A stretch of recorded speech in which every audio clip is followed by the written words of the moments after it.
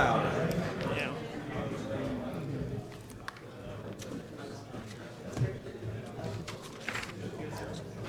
Good afternoon, ladies and gentlemen. I'd like to welcome you to the Burke County Board of Commissioners Joint Special Meeting with the Morganton City Council, Tuesday, December the 20th, 2016. I'd like to call the meeting to order. All commissioners are present, Madam Clerk. I would like to remind you, if you're making presentations this afternoon, to come to the table or to the podium, speak closely and into the microphone so that we can all hear and that our clerk can get the information that she needs. I would also ask you to silence your mobile devices at this time, and I would like to give Mayor Thompson an opportunity to call the City Council to order if he needs to do that. Thank you, Mr. Chairman. I'd like to call the City Council of Morganton, December 20, 2016 to order. Thank you. Thank you. Again, we appreciate the council being with us today. All right, at this time, we'll approve the agenda for the meeting. Gentlemen, you have seen the agenda. I would entertain a motion to approve. So moved, Mr. Chairman. Have a motion. All in favor, please signify by the uplifted hand. That will be all of us. At this time, I'll ask our county manager to move forward with our presentation. Thank you, Mr. Chairman, members of the board, Mayor, City Council. We appreciate your being here and other interested parties. We have Peter from DFI and Pat from North Carolina Department of Commerce. So, Peter, if you're ready to take the helm, please do.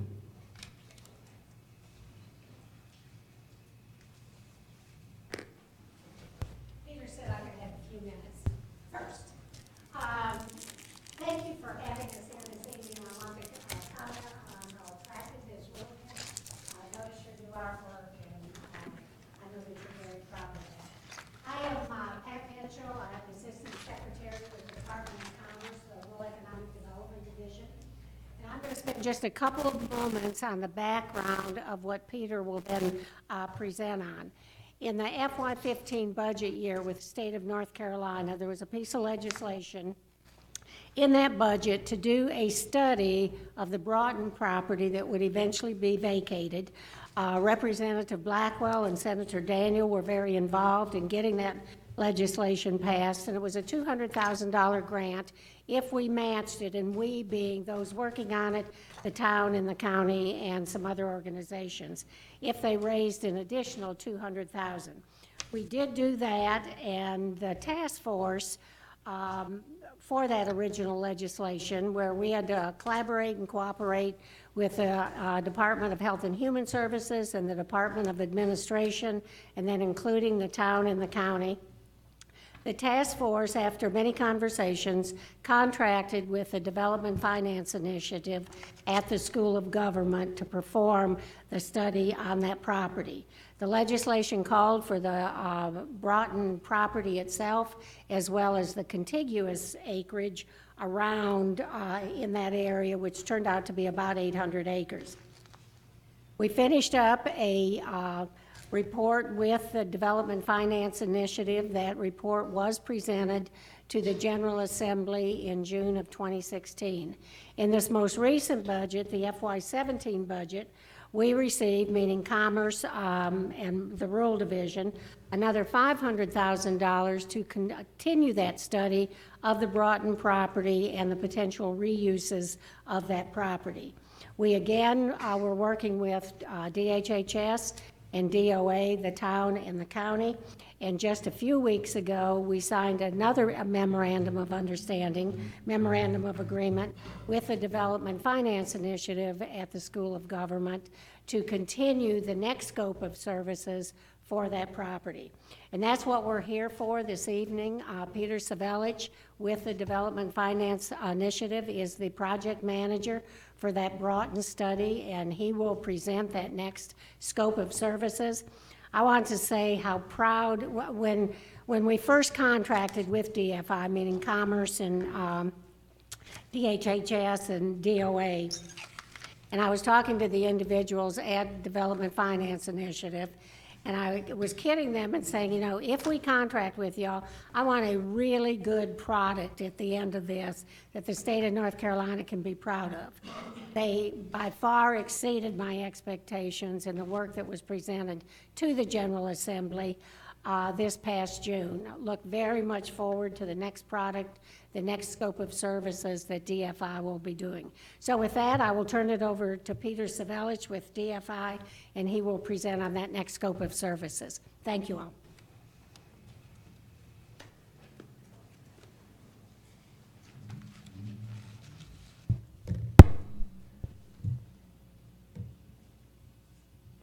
Thank you, commissioners and council members, for allowing us to be here to present to you today.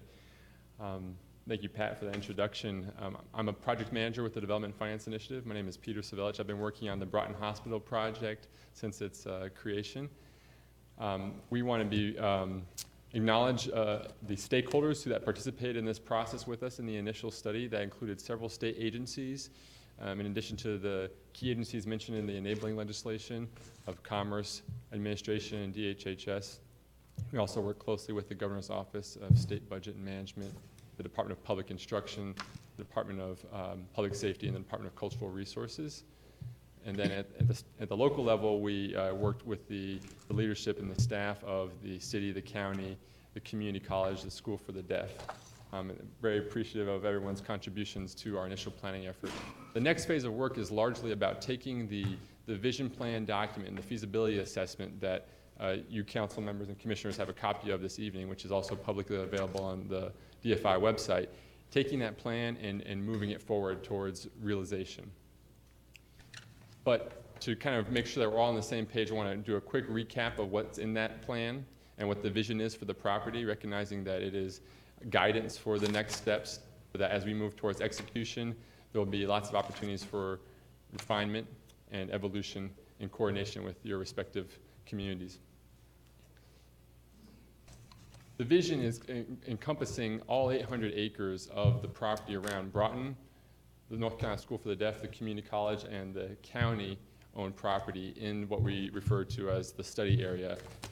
Our recommendation was to pursue a comprehensive redevelopment strategy for that entire 800-acre district, focusing on 3 main quadrants for development activity around the historic Broughton Hospital campus in the northeast, the areas for redevelopment around the core campus of the School for the Deaf in the northwest, and then the underutilized property in the southeast corner of the site that's shared between DHHS, the county, and the community college.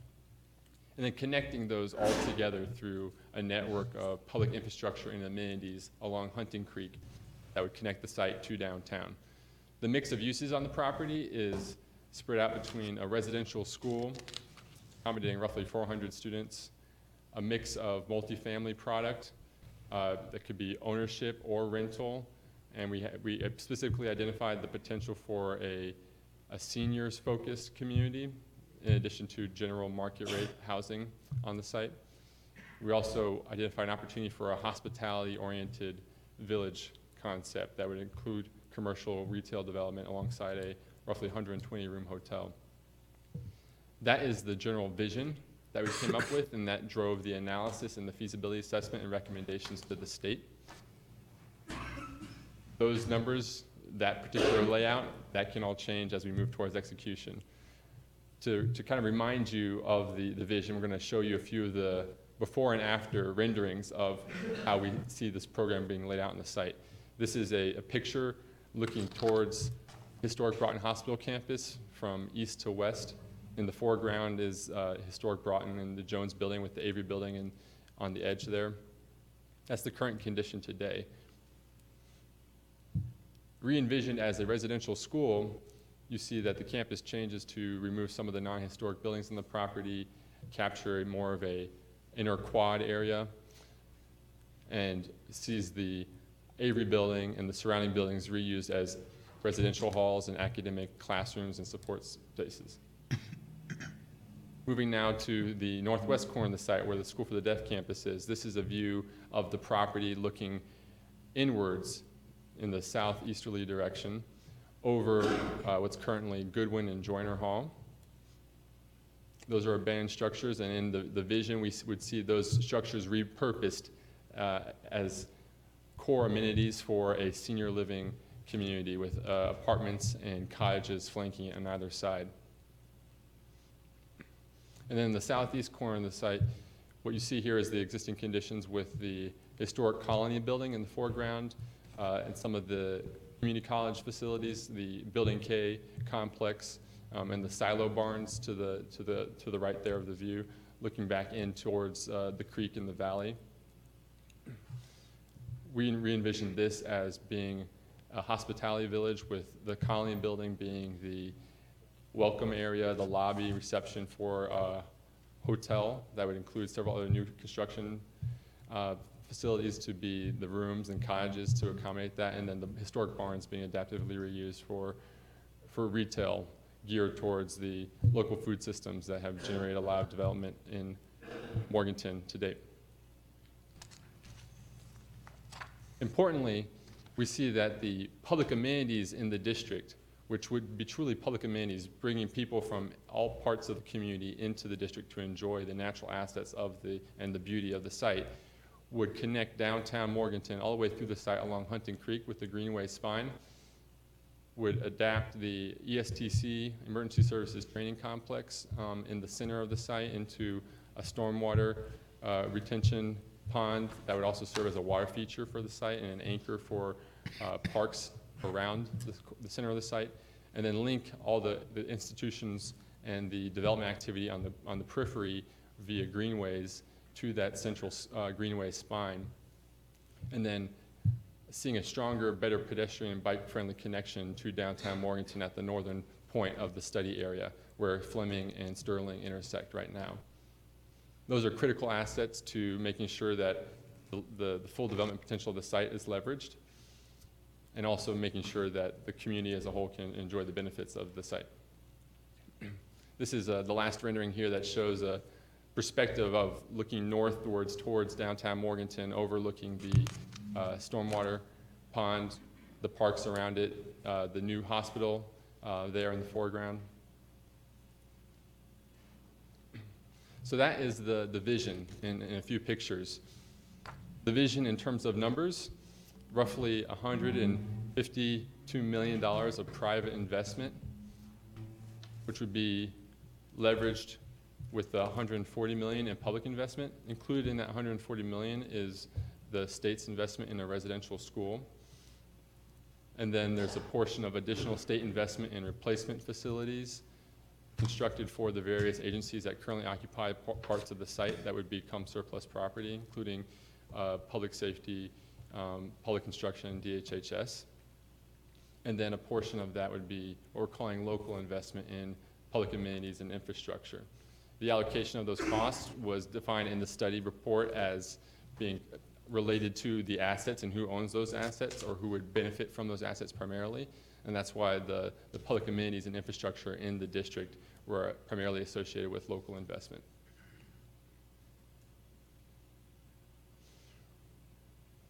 Roughly 16 million of that local investment are the direct amenities themselves. This is how this is broken out. In our early conceptual design and pricing exercise, we associated roughly 3 million to the Greenway spine, roughly 7 million to the downtown Gateway Park and intersection improvements at Sterling and Fleming. And an important chunk of that is also associated with the stormwater pond. Refining those numbers and determining what's the scale and scope of those amenities and envisioning those out at a more fine-grained level would be a part of the next steps of our process, working with your respective boards. So that is the vision at full build-out, but how do you get there? We envisioned a few phases, and this is the whole full build-out of this vision would be over roughly 10 years. So in the last year, we've been spending the time developing the plan and the study, taking what's existing on the site and imagining what it could be.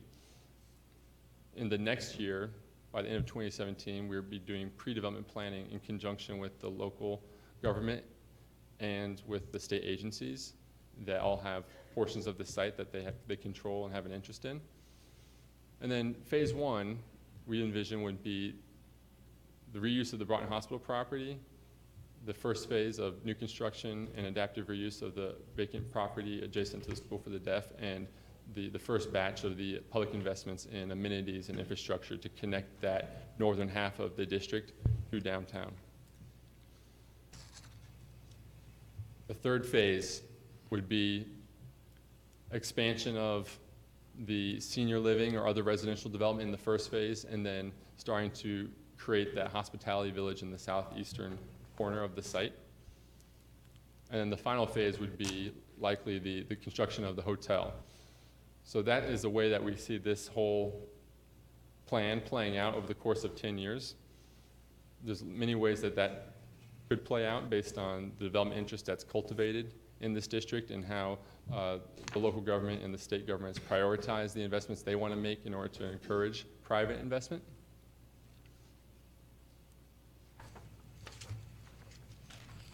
But now that we've laid out a vision, a timeline for 10 years, let's get down to what do we do now? What's important to be working on in the next 12 months to get us there? This chart up here is meant to represent the complexity associated with the 10-year plan and all the steps that are involved in it. We've broken it down into 3 major bodies of work. There are the key developments on the site, the construction of the facilities, such as the residential school, the multifamily development, the hospitality village. There's the construction of the amenities and infrastructure that tie those together. And then there's the agency planning actions and funding strategies around building the amenities and the infrastructure. So I'm going to dive next into phase 1, which you recall was the reuse of the Broughton Hospital property, some of the first phase of private investment in the public amenities and infrastructure, and talk a little bit about the interdependencies there and what the public planning processes are that are required to execute. In phase 1, our recommendation was that the residential school would go into Broughton. Western Campus for School for Science and Math is underway in deciding where its site will be within the larger study area.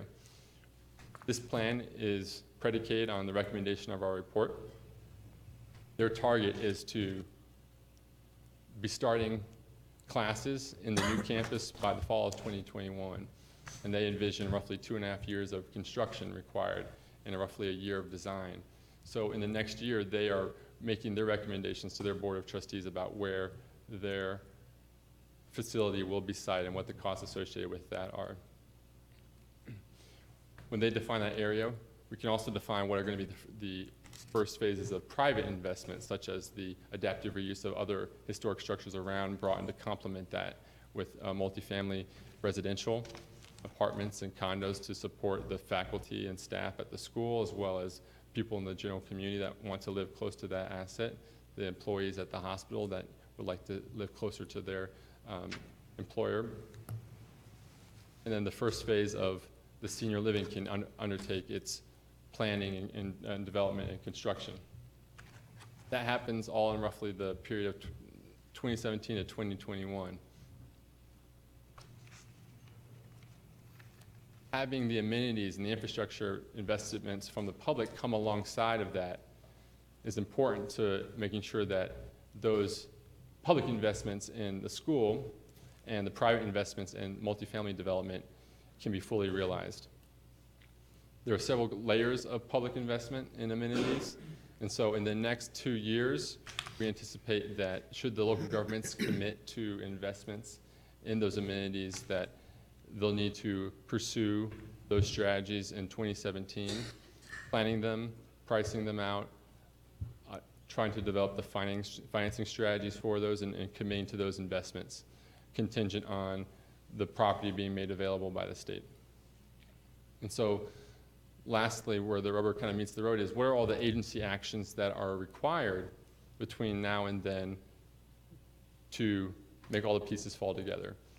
While the city and county are contemplating their investment strategies, the Department of Health and Human Services is laying out their plans for moving out of the historic hospital, building replacement facilities as needed to accommodate their full program.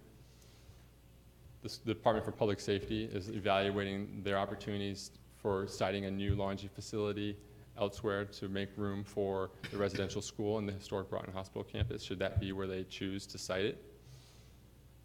The community college is planning for the next iteration of the emergency services training complex in order to make way for the stormwater pond and the public parks of that vision.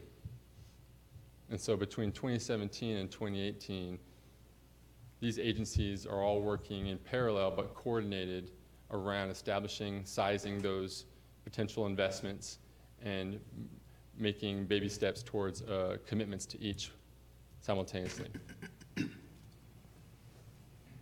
DFI is here to help facilitate this process. This is what the Department of Commerce has engaged us to do.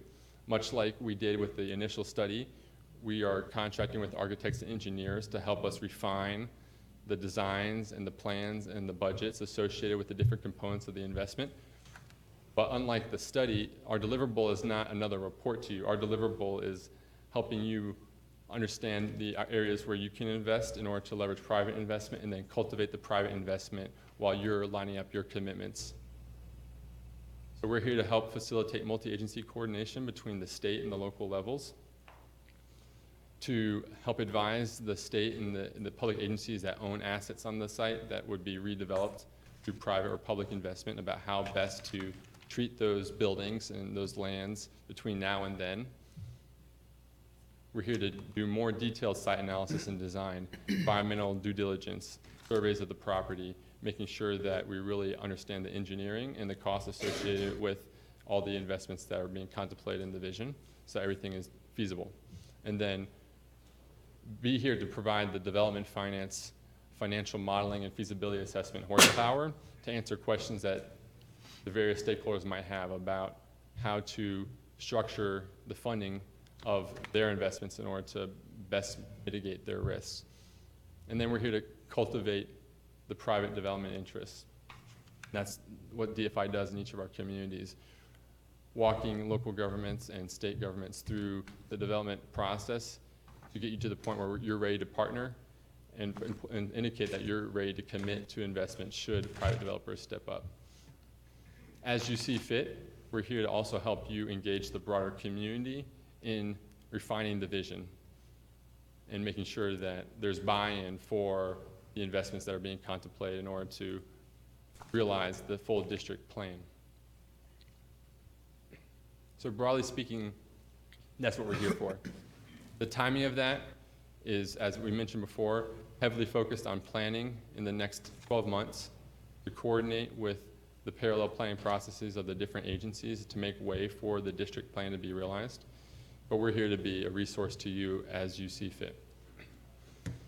So to conclude, where does this leave the city and the county in the process?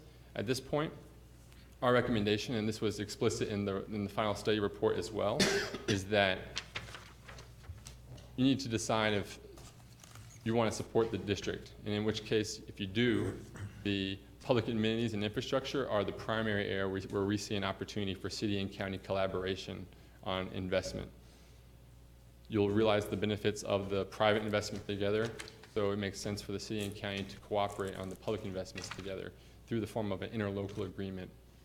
We recommend targeting the end of this current fiscal year, May, June of 2017, for a commitment to shared responsibilities around the public infrastructure and amenities investments. Not all of those investments will be fully refined down to the dollar, and the timing of those may still be contingent on other commitments from other agencies and private sector actors that would partner with you. But having in principle and in a written agreement those commitments to work together is what's going to be an important signal to both the potential private developers as well as to the state that Morganton and Burke County want to realize this plan as you see it and bring those other actors closer and closer to a partnership with you. That concludes our presentation, our remarks. We're happy to answer questions that you might have.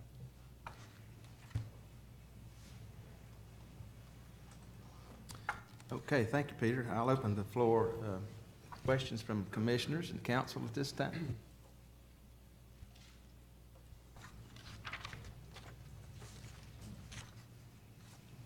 I believe you've stunned us all, Peter. Could you elaborate a little bit on this idea of a district plan? How would that be made up? How would it function? What are you thinking there? So the district plan can be thought of simply as the design, but there's also an important governance and management component to that. Should you see all these facilities built out and potentially through various public-private partnerships with distinct investors, you nevertheless want to make sure that the plan and the vision of it are coherent. And so we recommend developing a master plan that defines some of the expectations around the scale and scope of development in the district. Potentially you might go as far as determining certain design standards for the district, but it also would dictate most importantly, where are the development sites within the district that are viable, and where the public will invest and where the private sector will invest. These types of districts can be formalized through a municipal service district legislation or an economic development area legislation that would give local governments a measure of control. You might set up a separate governing body associated with those. Those types of mechanisms are ones that we could help analyze and determine what's appropriate for this setting. In some places where these districts are entirely created out of private investment, there is a property ownership association that manages the district, and there's an appointed association manager to guide those investments, so to shepherd the realization of the district over the many years that it takes to build it. So the district plan is initially just a vision, but you also want to create a framework that gives it structure and provides for the controls and the checks and balances as it gets built out. So do you see the state divesting itself of this area that we would call the district? Is that what you're thinking? The 800 acres was the study area of our report. We don't see that to realize the district, the state needs to relinquish all of its property within the 800 acres. For instance, one of the ways that the local governments and the state could collaborate around the public amenities and infrastructure would be through easement agreements, where investments by local government in a public amenities, say the Greenway spine, were enabled and you were given the certainty and the protection of a formal easement agreement with the state to allow you to make those investments, to maintain those investments, but the land continues to be owned by the state, as opposed to, say, carving off that piece and trying to convey it independently to the local government or another entity. Now, the state's going to continue to be a property owner in the form of the new Broughton Hospital facility, the School for the Deaf, potentially the state through the western campus of the School for Science and Math. So we do not see the state divesting, more selectively seeking to designate some surplus property for private investment, and then working with local governments on exactly what the site control strategy is around the areas where there's public amenities and infrastructure.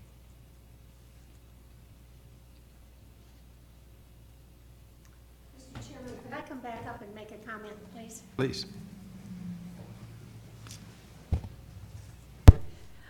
In November of 13, and I'd been at Commerce 2 or 3 months, Representative Blackwell called me over to his office and began to talk about this project, and began to talk about if he developed legislation and got legislation passed, then could it come to Commerce? Would Commerce accept the responsibility of being a lead agency? Should we not be a lead agency? Should DHHS be a lead agency? Et cetera, et cetera.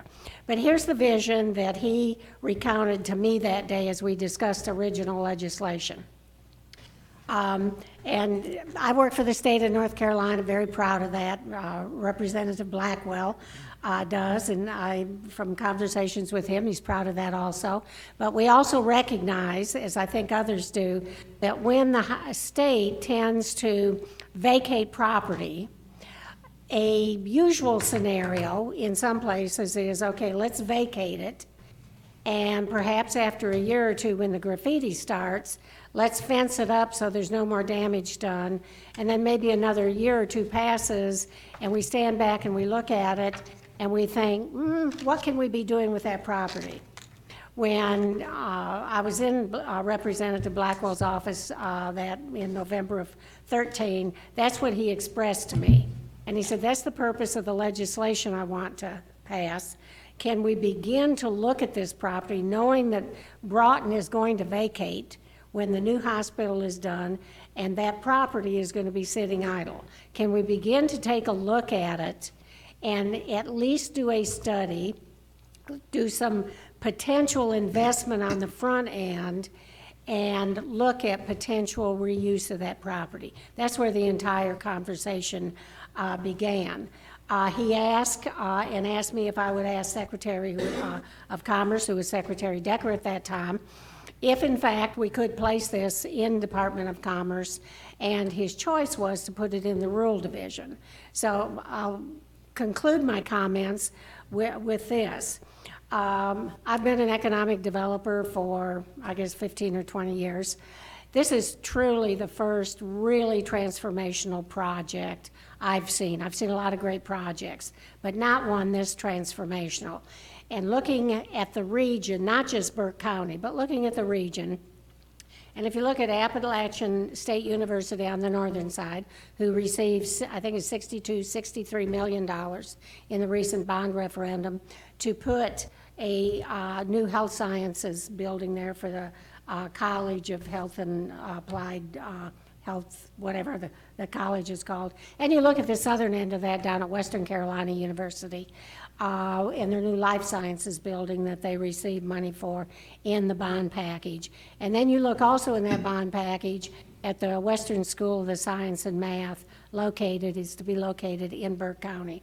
If you look across that swath of 23, 25 counties across North Carolina, Western North Carolina, I think this is and what Peter's talking about, the vision of a district and all of the amenities that can go with that. I think this is a much bigger project than just the amenities, a much bigger project than just when the hospital gets relocated and what goes in the Avery building, and a much larger project for the entire western part of North Carolina and what Burke County, a major psychiatric hospital, a Western School of Science and Math, which is going to be an incredible asset for the community, as well as the anchors on either end of that swath of counties in Appalachian State University and Western Carolina University. So when we think about looking at the framework, as Peter's talking about it, and a district framework, it lets us, I think, at least in the economic development field, and hopefully for the council and the commissioners, begin to get our mind around just what the possibilities are when we take Representative Blackwell's vision of let's not close it, vacate it, fence it up, try and stop the graffiti, and then a few years down the road, what can we do with it after it's in pretty sad shape? So again, appreciate being here and didn't mean to go on quite so long, Peter, but did want to say that. Jeff, I'd like to ask Peter if he could give us some examples of districts that may be working in the past. Maybe we could get a better grip on that if he could, between public and private partnership, if he could do that. Yeah, thank you for the question. These types of public-private partnerships happen regularly, particularly in urban environments where there's a emphasis on public infrastructure and leveraging those investments for private investment. What we're talking about here with this district is essentially an extension of downtown Morganton, but creating a destination for the larger region that leverages the natural assets there. So there's components to it of this idea of a public investment that many groups benefit from. A couple of examples that are in North Carolina that are relevant.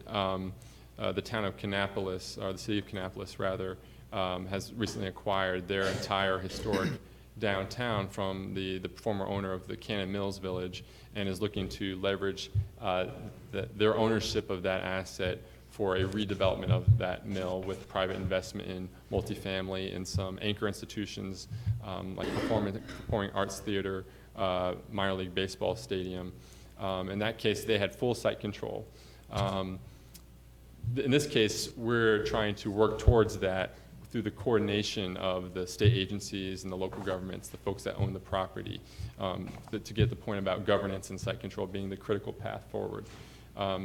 Other contexts, and these are projects where DFI is actively working, creating a wholesale new town center out of scratch in the town of Shallotte.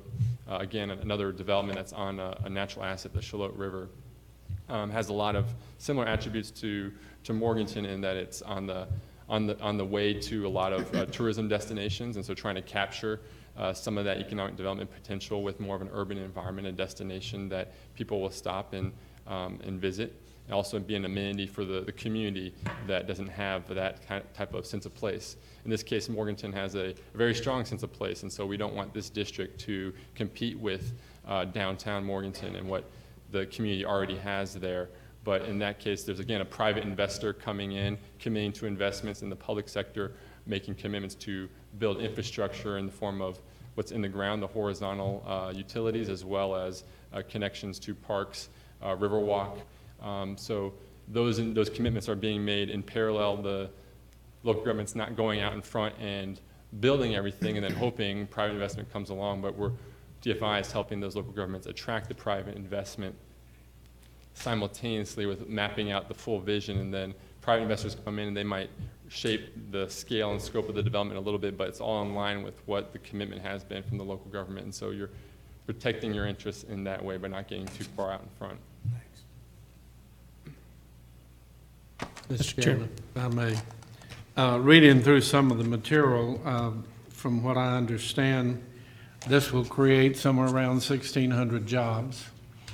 And we'll also have a new school and a place for a lot of the people going, or students going to the school will have a place or a dorm to live in.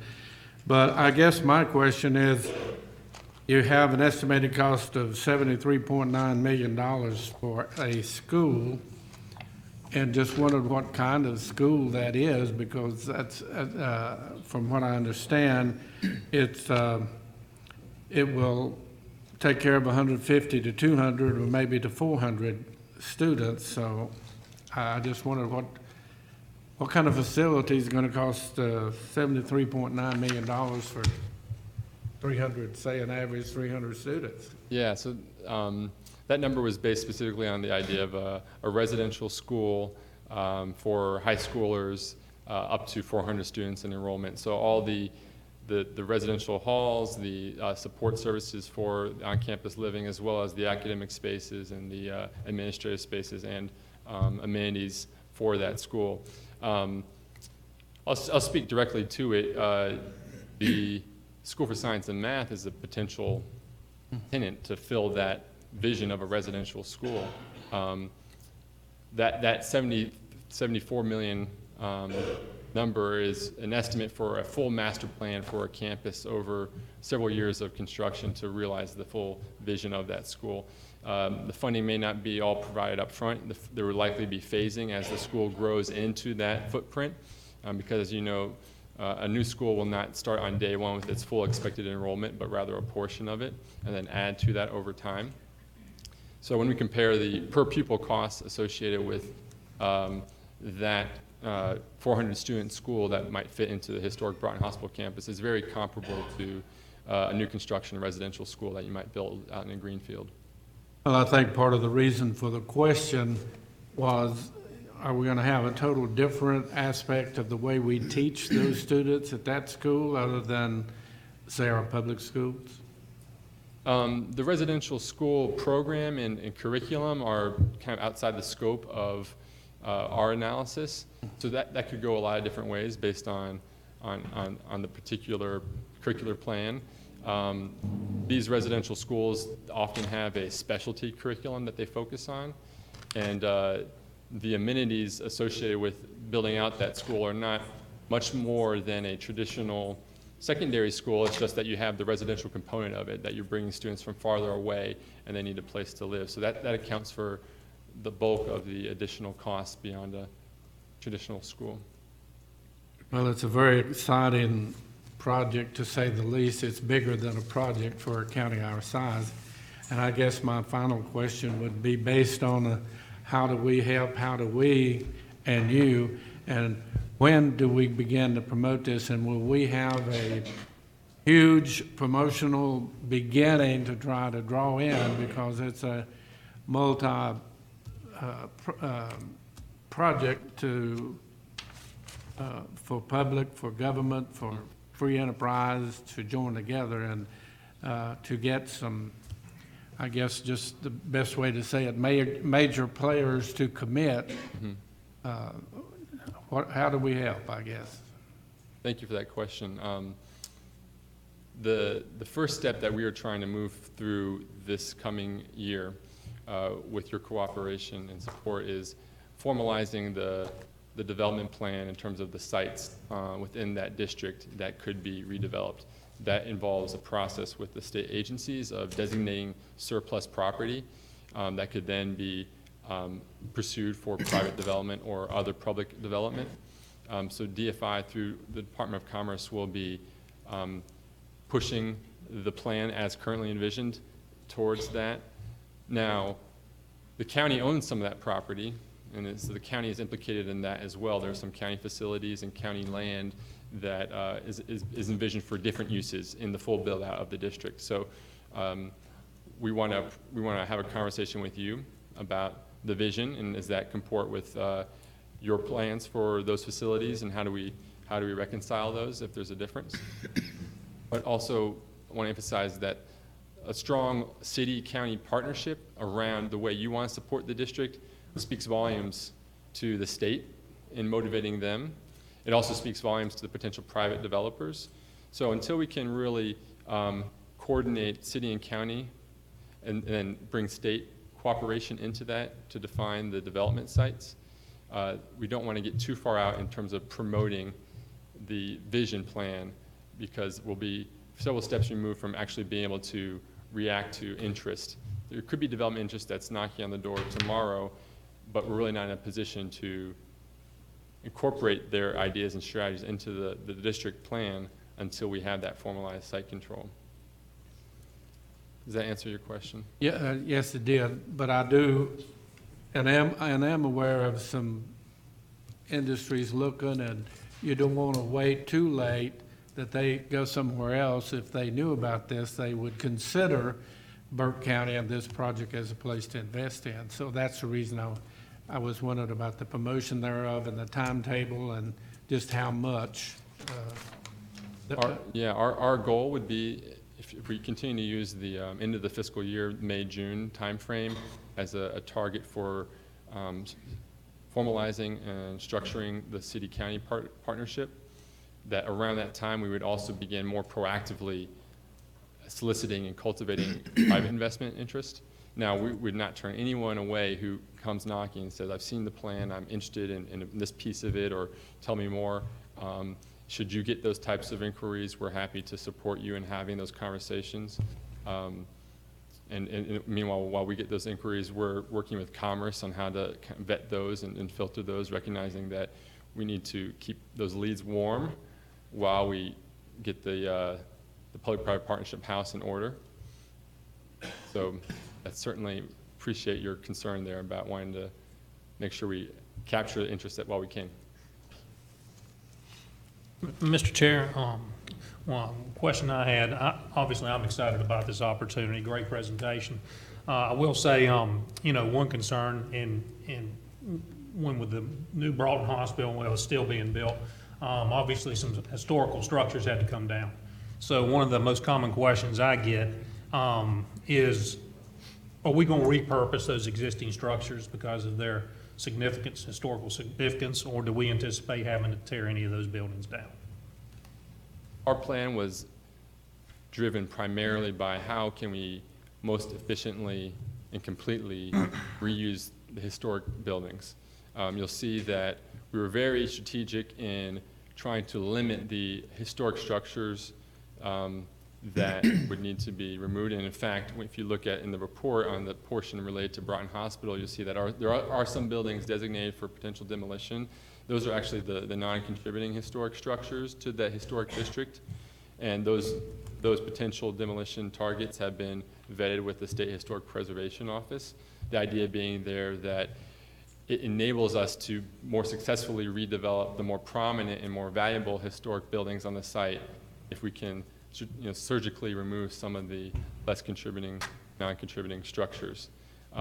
Same thing goes for the other portions of the site that we identified for development. The School for the Deaf, again, the goal there is to really try and salvage the Goodwin and Joyner Hall buildings, which we know are cherished in the community. Right now, they're exposed to the elements. There's a window of time in which our team felt like you can still get in there and effectively reuse those because they're beautiful structures. So you saw that we really tried to feature those in our vision plan. Again, with the southeast corner of the site, the historic colony buildings from the Broughton Hospital property that had been over time inherited by the community college and the county, those silo barns.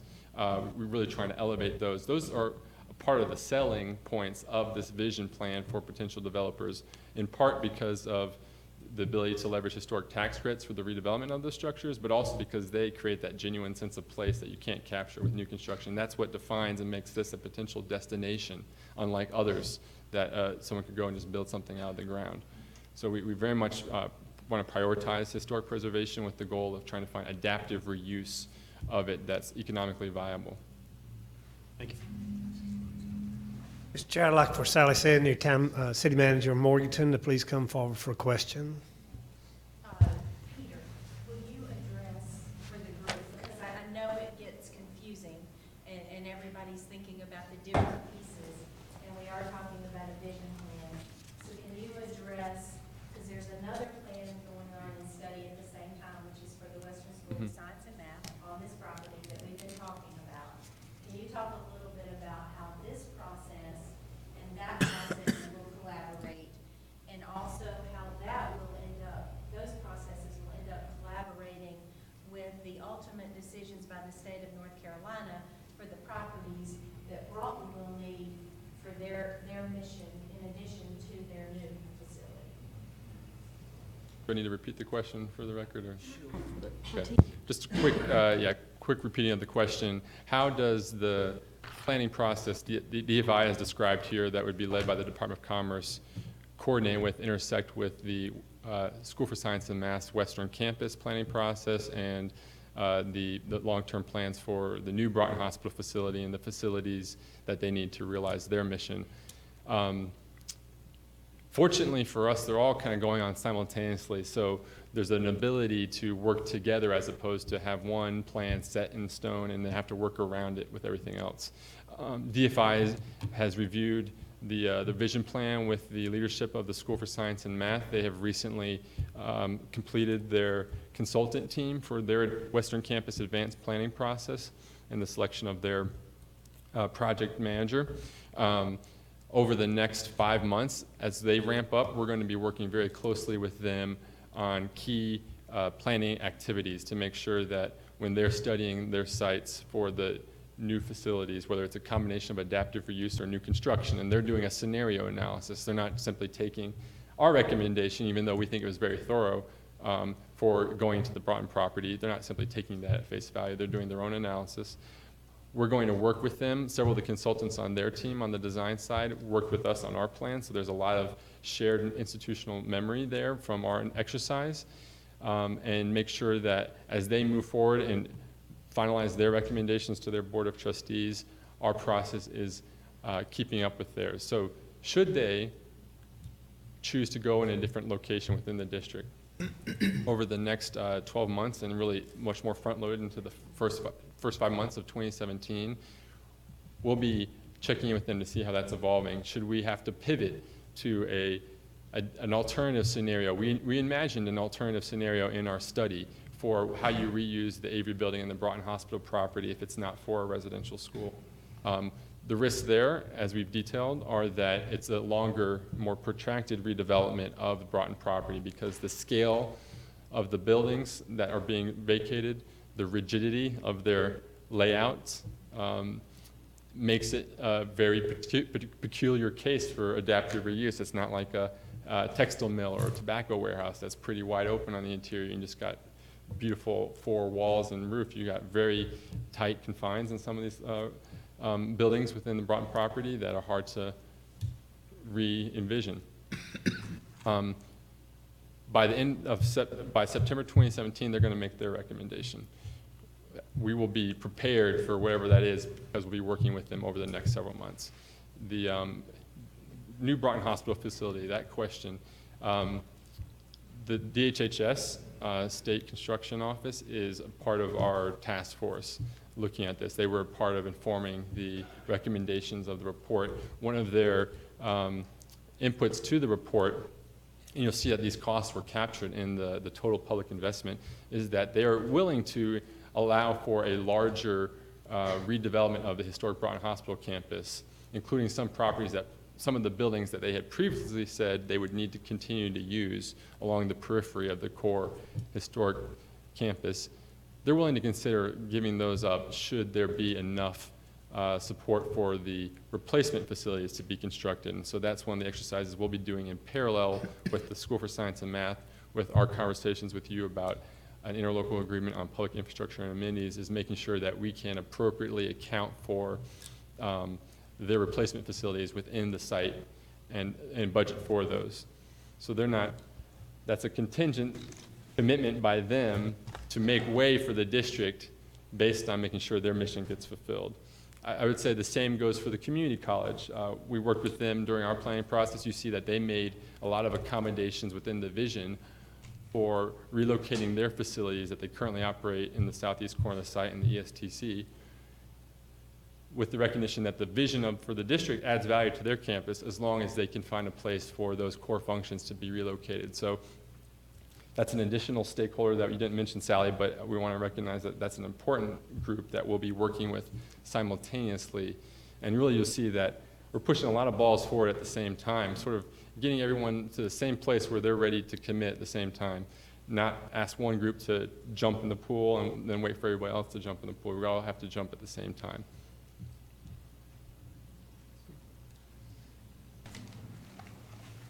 Any other questions from council or commission? Peter, we're on pretty good time. I'm going to really put you on the spot and open the floor for maybe just a few questions. If there are any questions in the audience that anybody would like to stand and pose a question for Peter, we'll be glad to let that happen.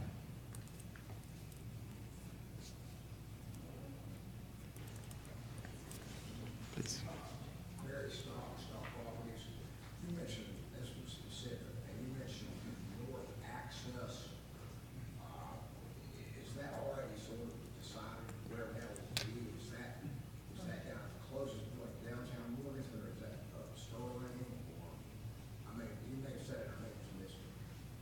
No, I did not say it specifically. You did not miss anything. I will. Thank you.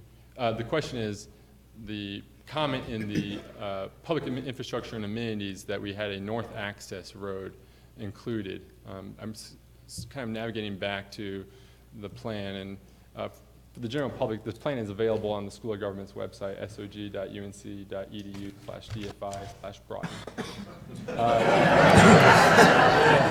Come find me afterwards. I wish I could use the pointer on the monitors. Unfortunately, the laser won't show up on it, but we evaluated two potential locations for providing vehicular connections from Enola Road to Fleming Drive, or the western side of the campus, recognizing that, you know, right now if you want to get to one side or the other, you got to kind of go around the entire property. And if we're trying to create connectivity between these institutions, not only is it pedestrian, but also maybe some vehicular. So we looked at a northern axis, which was essentially taking Coal Chute Road, which kind of goes along the southern end of the historic Broughton property and then comes out on Fleming, versus a new road that would sort of wind along where the current gravel road is between the western core campus of the community college and the Richardson complex, or the eastern campus. Currently it's more of a private gravel road between those two sides. Because of the topography, because of the power lines and the utilities that run there parallel to Interstate 40 along that southern end, and simply the cost of accommodating all of those factors, if we had to prioritize one of those vehicular connections, it'd be much easier to do it along Coal Chute Road on the northern side, so hence the northern access road. So that's not been fully engineered yet for traffic impacts. That would be an important part of our next step, and that's something we're front-loading into our site analysis and design in the first part of 2017, is looking at bicycle, pedestrian, and vehicular off-site and on-site improvements and what that means for traffic in the surrounding area. Obviously, we're adding some density to the site, so more cars. How does that impact the entire area?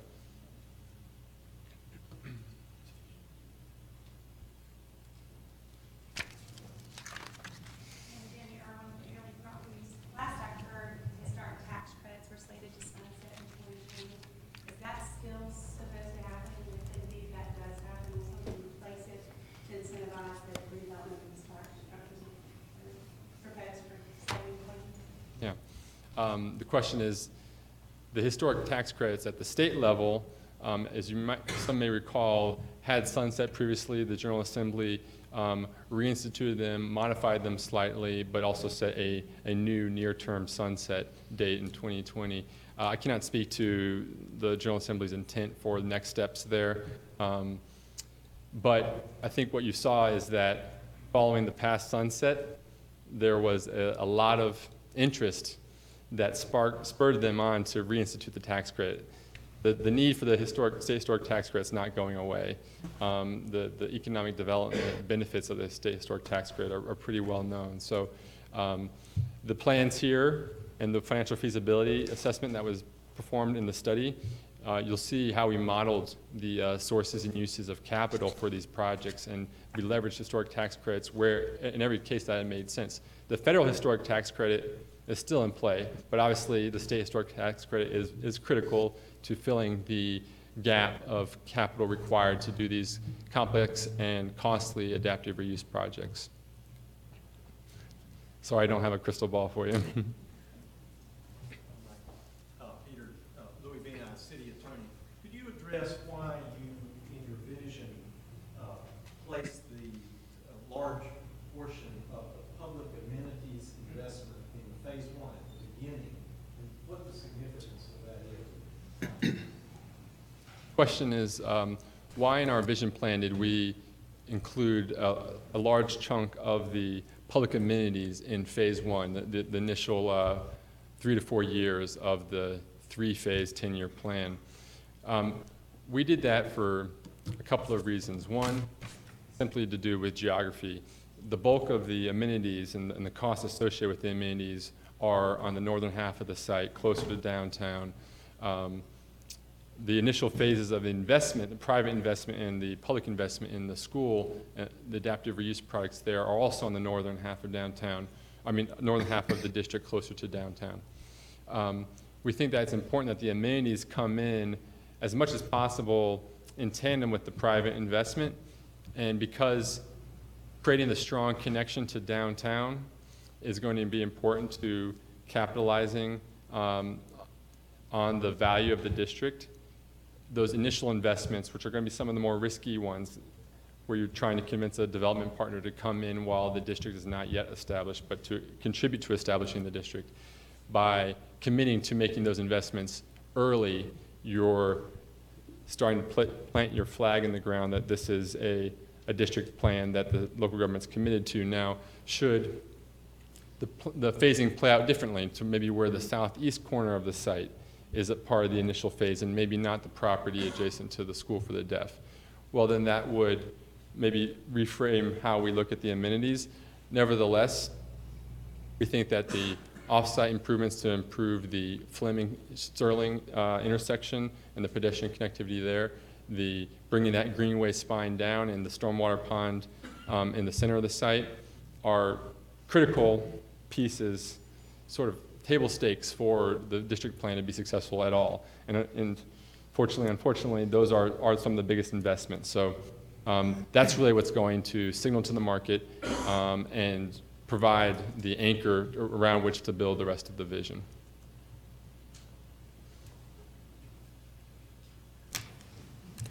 Any other questions from the audience? Very strong stock in your study, have you recognized resistance or pushback from private developers because of its proximity to a mental institution, high security wing? Has there been, or do you think that that's going to be a problem? Question is there any sensitivity with prospective private development interests to being located close to an operational mental institution. To this point, it's something that is noted, but looking at the layout of the sites and the fact that the institution has been operating for such a long time in this community without major concern or incident, and that you do have thriving commercial corridors, residential neighborhoods, a downtown, all very much close to the existing hospital. It's not really that there's a big change in the state of affairs. We're bringing some private uses closer to the hospital by bringing it on-site, bringing it across Sterling and Fleming. So that said, in talking with DHHS, is also concern that we asked them about, are you comfortable with these uses being so close to your facility? And while they want to make note that, yes, they would be concerned about what could come near to the site, the plan that we laid out was one that they reviewed in all of its iterations leading up to the final report and were comfortable with, thinking about the buffers and recognizing that they're not trying to create an isolated area, but they needed sufficient space around their property to navigate.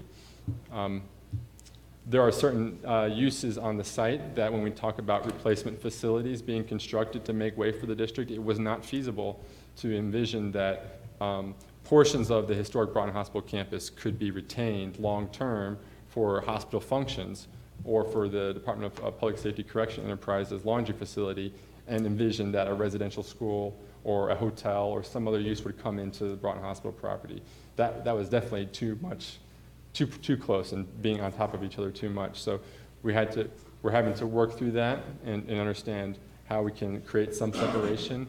But the plan as currently envisioned has not thrown up any roadblocks. Okay, thank you, Peter. I think with that, we'll close our question-answer period.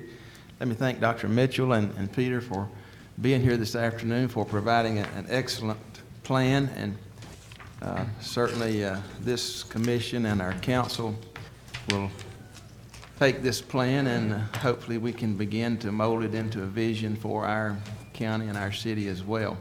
And we'll be working together to do what we can to make things move forward in a positive way here in Morganton and in Burke County. At this time then, I'll ask the mayor if he'd like to adjourn his meeting. I'll entertain a motion to adjourn Morganton City Council. Second. All in favor signify by saying aye. Stand adjourned for Morganton.